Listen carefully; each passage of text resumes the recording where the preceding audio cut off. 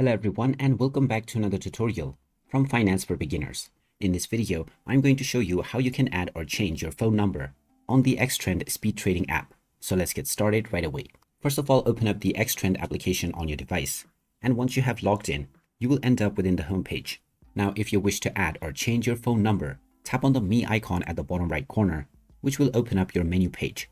From here, click on the gear icon at the top right, and then tap on Account. Now within the account settings, tap on mobile number and you will then be allowed to enter your phone number. Just choose your country code from the drop-down box and then enter your number within the given section. Once you enter your phone number, you will need to click on the Click to Verify button, which will then send a verification code to your phone number. Once you have received this text message, just copy the code that you see within this message and enter it within the verification code box. Then tap on Confirm and now your phone number will be linked onto your XTrend Speed Trading account. And if you wish to change this in the future, you can come back to the same mobile number menu and then make your desired changes by following the same steps. So there you have it. That is how easy it is to add or change your phone number on the XTrend Speed Trading app.